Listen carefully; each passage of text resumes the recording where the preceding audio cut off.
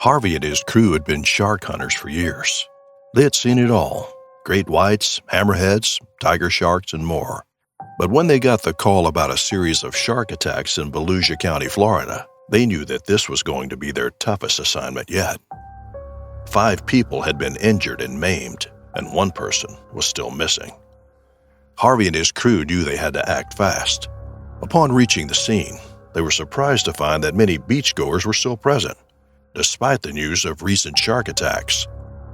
Harvey and his team realized that these individuals were in danger and needed protection from further harm. The team quickly got to work, implementing measures to safeguard the people on the beach. With their primary focus being the safety of the beachgoers, Harvey and his crew wasted no time in initiating their mission. They began to patrol the shoreline and the surrounding waters, scanning the area with utmost vigilance for any signs of danger.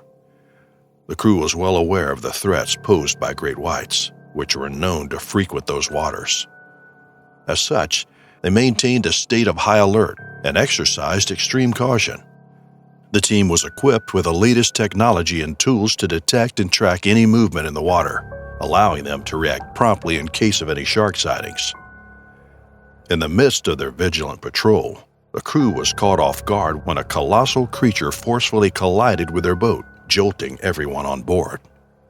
Tony, one of the seasoned crew members, was caught off balance and was inadvertently knocked overboard, plunging into the water below.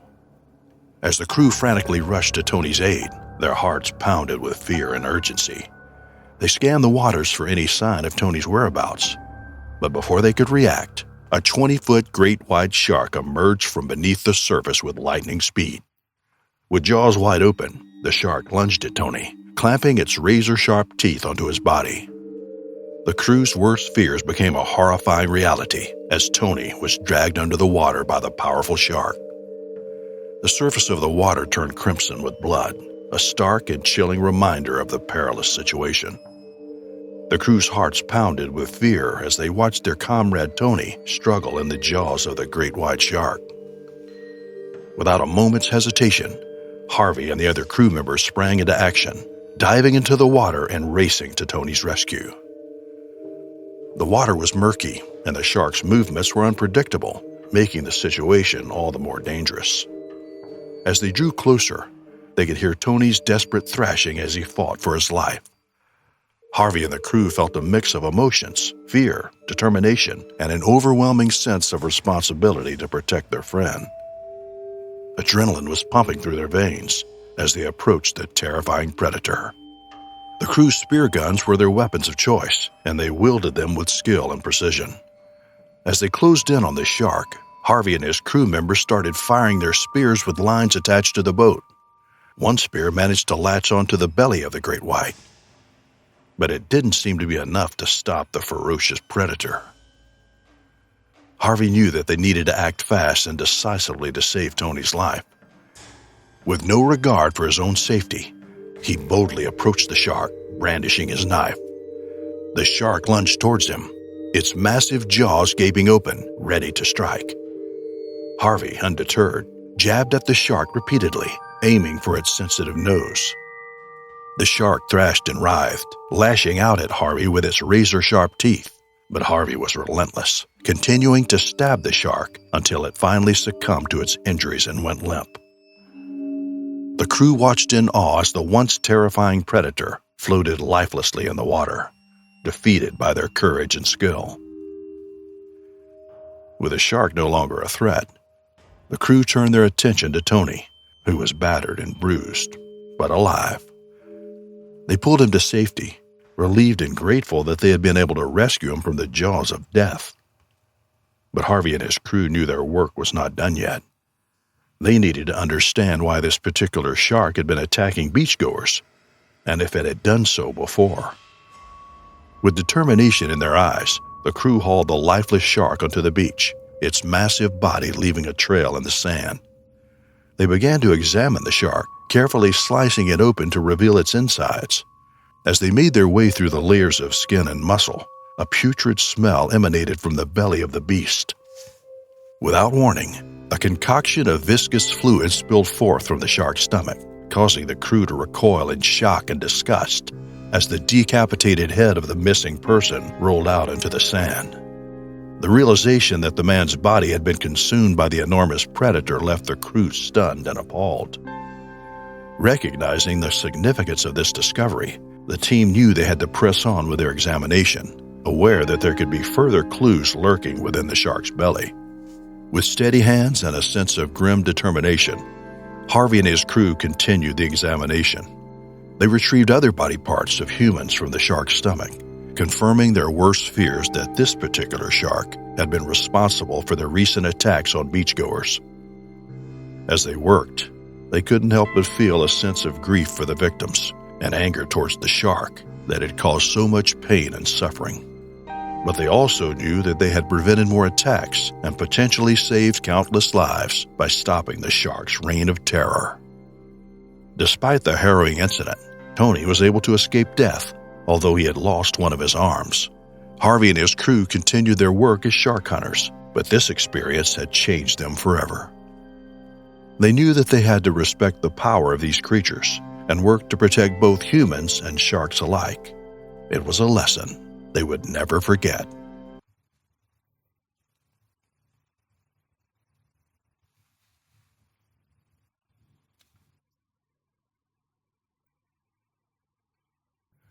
Juan had always known he was a man of the sea.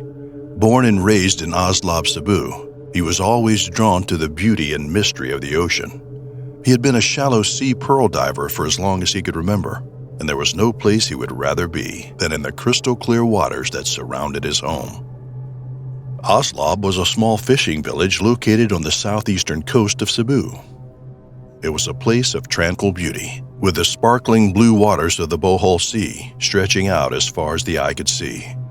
The village was nestled among verdant hills, with wide sandy beaches that were fringed by palm trees.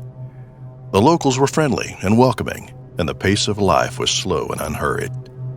It was a place of simple pleasures, where the sound of the waves and the scent of the sea air were enough to make Juan feel content. One warm afternoon, Juan was exploring the shallow waters, diving for pearls in his favorite spot. The sun danced on the surface, casting a mesmerizing play of light as Juan scanned the sandy seabed. As he reached out to pick up a particularly gleaming pearl, something caught his eye and his peripheral vision. With a sudden burst of speed, a massive figure was closing in on him. Juan's heart skipped a beat as he realized it was a bull shark, known for its aggressive nature and sharp teeth. Panic surged through him as he tried to swim away, but the shark was faster, closing the distance in a matter of seconds. Before Juan could react, the shark lunged at him, its jaws snapping shut around his arm.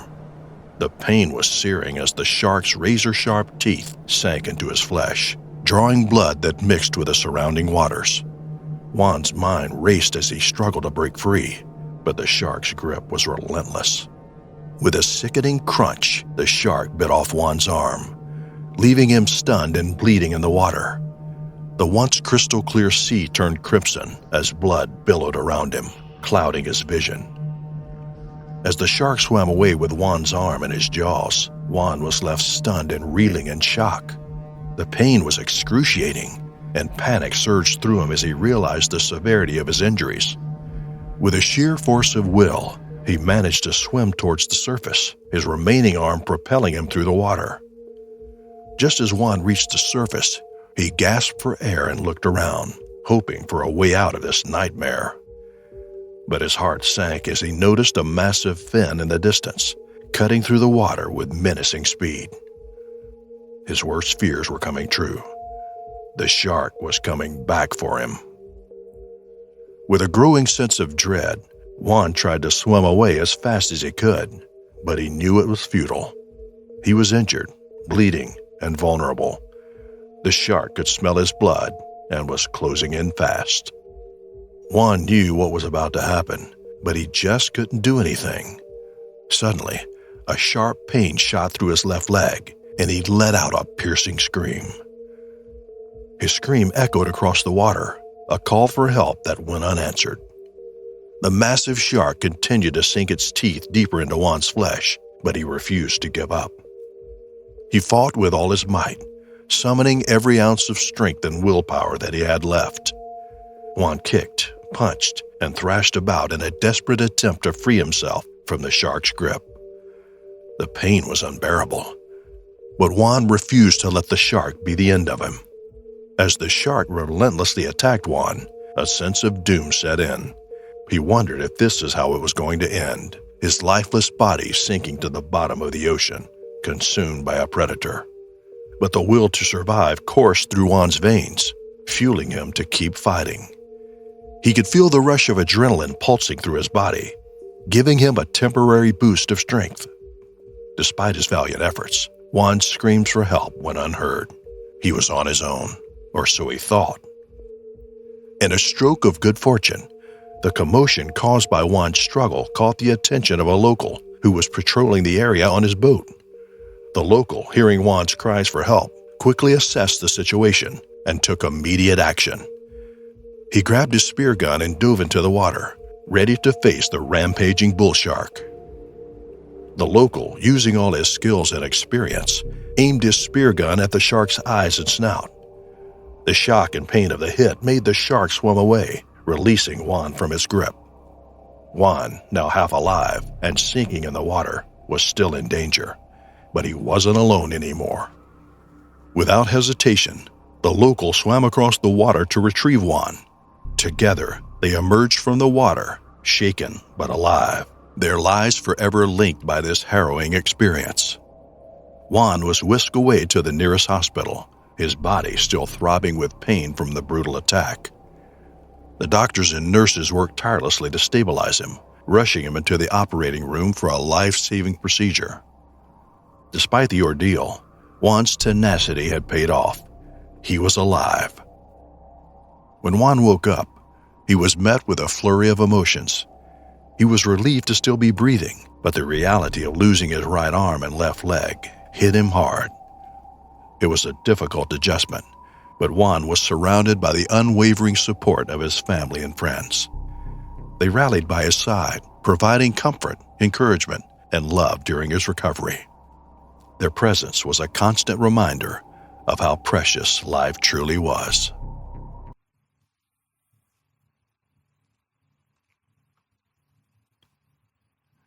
Francis had seen it all: the stunning views of the San Francisco Bay Area, the captivating skyline of San Francisco, and the eerie sight of Alcatraz Island looming in the middle of the water. He had been a boat operator for the Alcatraz Island tours for a decade now, and yet he never got tired of the sight of the bay and the island. The day had started like any other. Francis had picked up a group of tourists from San Francisco Bay and brought them to Alcatraz Island for the prison tour. After the tour was over, Francis was waiting for the tourists to return so he could take them back to the bay. But something caught his eye.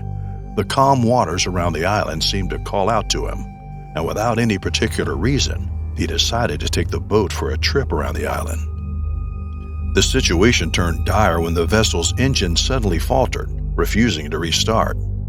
Left stranded in the frigid waters near the island, Francis attempted to call for assistance, but was informed that it could be a considerable amount of time before a tugboat would arrive to aid him. With no means of propulsion and an uncertain wait ahead, he found himself in a precarious predicament. As Francis sat there waiting for the tugboat to rescue him and his stranded vessel, he couldn't help but feel restless. Something was nagging at him, like a persistent itch that he couldn't scratch. Suddenly, he remembered the acrid scent of smoke that had filled his nostrils earlier, emanating from the engine room. His curiosity piqued, he made his way to the aft of the boat, gingerly leaning over the edge of the deck to peer into the mechanical abyss below. It was then in that vulnerable position that fate decided to strike its cruel hand. Before Francis could react, a monstrous figure emerged from the depths of the frigid waters surrounding the boat. It was a behemoth of the sea, a great white shark, with jaws wide open and rows of serrated teeth glistening in the sunlight. With ferocious speed, it lunged at Francis, sinking its teeth into his shoulder with a bone-crushing force. A blood-curdling scream escaped Francis's lips as searing pain shot through his body. He felt as if his flesh was being torn apart, the shark's teeth slicing through his skin like a hot knife through butter.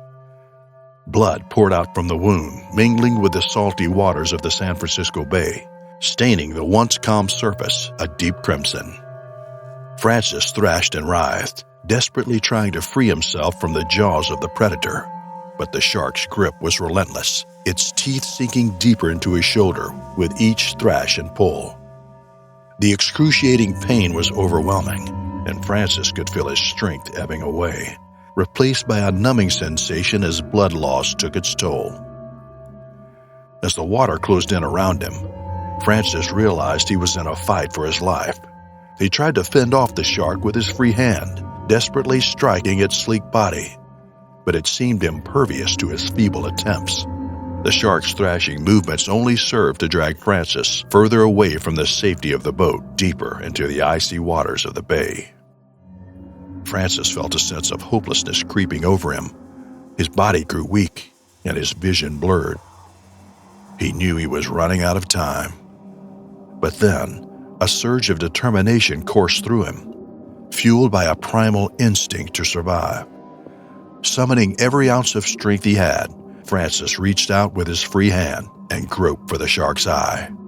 With a primal roar of pain and determination, Francis mustered every bit of strength he had to hold on to the shark's eye, feeling its squirming body thrash and writhe in agony beneath him. His grip was unrelenting, his fingers digging into the soft flesh of the predator's eye as he clung to life with every fiber of his being. The shark, shocked by the sudden attack, momentarily let go of Francis's shoulder, giving him the chance he needed to pull himself away from its razor-sharp teeth. Francis felt a searing pain rip through his flesh as he tore himself free, his shoulder and arm mangled beyond recognition. But he refused to give up even as the water around him turned crimson with his own blood. He knew that his only chance of survival was to fight back with everything he had. With a primal scream of defiance, Francis kicked the shark's nose with all his might, feeling the force of the impact reverberate through his entire body.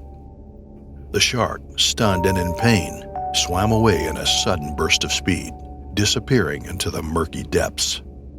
Francis was left floating in the water, bleeding and battered, but alive.